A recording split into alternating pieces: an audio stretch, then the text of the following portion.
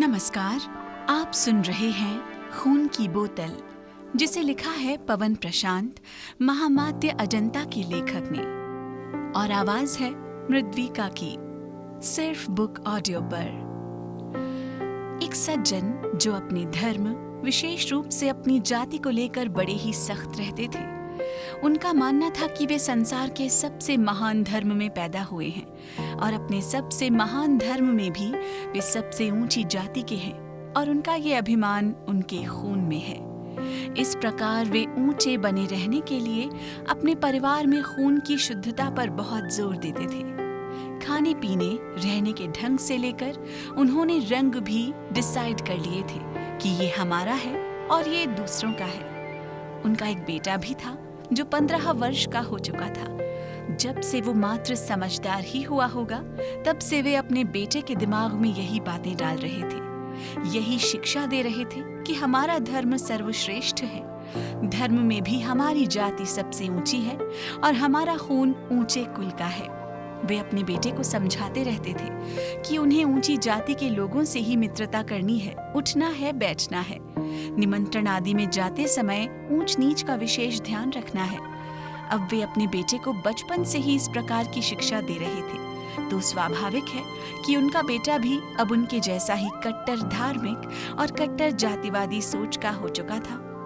इसी क्रम में इस महान आत्मा के बेटे ने अपने महान पिता की आज्ञाओं का पालन करते हुए हर हाल में अपने महान धर्म, ऊंची जाति और अपने ऊंचे कुल के खून की शुद्धता बचाए रखने का दृढ़ संकल्प ले लिया। सब कुछ अच्छा चल रहा था कि एक दिन अचानक इन सज्जन के मोबाइल फोन की रिंग बजी। किसी का कॉल था। कॉल पर बात होते ही उनके होश उड़ गए, बुरी तरह से घबरा गए और अपनी पत्नी के साथ तुरंत ही संबंधित हॉस्पिटल के लिए निकल पड़े। हॉस्पिटल में पहुंचकर उन्होंने अपने बेटे के बारे में जानकारी ली और तेजी के साथ उस कमरे के पास पहुंच गए जिसमें उनके बेटे का इलाज चल रहा था। अभी उस कमरे का दरवाजा बंद था। दरअसल बात ये थी कि उनके बेटे का कुछ ही देर पहले रोड एक्सीडेंट हो गया था, उसी का इलाज चल रहा था। कमरे के बाहर घबराया पिता और बेसुध माँ बैठ गए। सूचना मिलते ही कॉलोनी के एक अन्य साथी भी पहुंच गए। अभी कुछ ही देर हुई होगी कि कमरे का दरवाजा खुला और एक डॉक्टर बाहर निकले।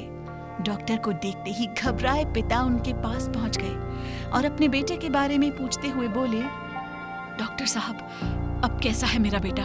उसको कितनी चोट लगी है? पिता की घबराहट को देखकर डॉक्टर ने उनके कंधे पर हाथ रखते हुए कहा, अब घबराने की जरूरत नहीं है, आपके बेटे को होश आ गया है, उसे थोड़ा सा खून चढ़ाना होगा।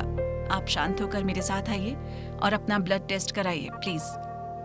डॉक्टर की बात सुनकर उन सज्जन की जान में जान आई और माँ की घबराहट भी थोड़ी सी कम हुई। इसके बाद अपने बेटे की खून की कमी को पूरा करने के लिए माँ और पिता दोनों ने अपना खून टेस्ट कराया, मगर अफसोस दोनों में से किसी का भी खून उनके सगे बेटे के खून से मैच नहीं हुआ। मतलब दोनों का खून उनके बेटे के काम का नहीं था। इसके बाद डॉक्टर ने तुरंत ही पिता से कहा कि वो ब्लड बैंक जाएं और वहां से खून की बोतल लेकर आएं।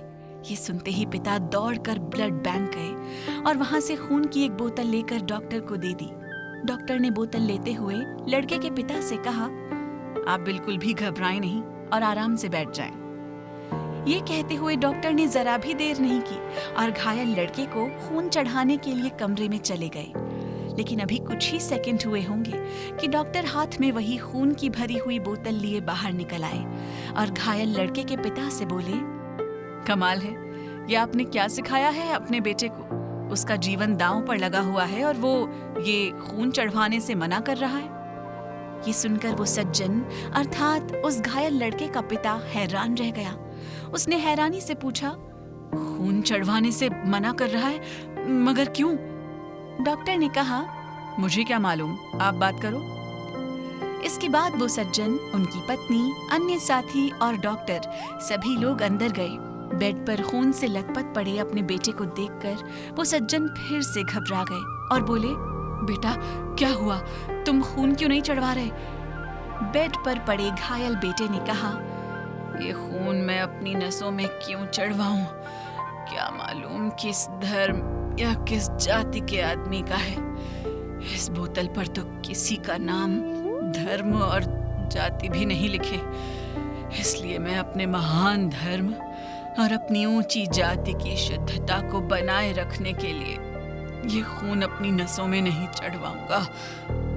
घायल बेटे की बातें सुनकर उसका पिता, उसकी माँ, डॉक्टर, मेडिकल स्टाफ, कॉलोनी के अन्य साथी सभी लोग हैरान रह गए। तब डॉक्टर ने लड़के के पिता से कहा, ये आपने क्या शिक्षा दी है अपने बेटे को? कौन सा धर्म सिखाया है? क्या ऊंच नीच सिखाया है? क्या आप नहीं जानते कि कर्मों से लोग ऊंचे और नीचे होते हैं? कोई अच्छा है या बुरा, ये उसके कर्मों से तय होता है। आपको क्या जरूरत पड़ गई थी अपने बेटे को इस प्रकार का जहर देने की? मैं डॉक्टर हूँ, आपके बेटे का इलाज कर रहा हूँ। क्या आप मेरा धर्म और मेरी जाति के बारे में जानते हैं? आपने मेरे धर्म और जाति के बारे में जानने की कोशिश क्यों नहीं की? अगर आप जान भी गए तो क्या आप अपने घायल बेटे को बिना इलाज के ही यहाँ से ले जा सकेंगे? डॉक्टर की बात सुनकर वो सज्जन खामोश रह गए। उनकी आंखों में आंसू आ गए। डॉक्टर ने आगे कहा, अगर आज आपके बेटे के साथ कोई अनहोनी होती है तो इसके जिम्मेदार केवल आप होंगे। डॉक्टर की बात सुनते ही वो सज्जन रोने लगे। अगले ही पल डॉक्टर ने आगे कहा, और अगर आज तुमने ये खून अपने बेटे की नसों में चढ़वा दिया तो तुम तो उन सब लोगों की नजरों में भी स्वार्थी माने जाओगे जिनके सामने तुमने अपने धर्म और जाति को लेकर बड़ी बड़ी बेतुकी बातें की होंगी। वे कहेंगे कि जब खुद के बेटे की जान पर आई तो किसी का भी खून चढ़वा लिया। तब क्या जवाब दोगे उनको? अब उस सज्जन की आंखें खुल गई थीं। वो रोते हुए बोले, डॉक्टर साहब, मुझे किसी को कोई जवाब नहीं देना है। मुझे सिर्फ मेरा बेटा चाहिए। आज मैं बहुत शर्मिंदा हूँ। आज मुझे सबक मिल गया। फिर वो बेटे के सिर पर हाथ फेरते हुए बोले, बेटा, मुझे माफ कर दे। मैं ही नीच था जो तुझे अब तक इस प्रकार की गलत शिक्षा देता रहा।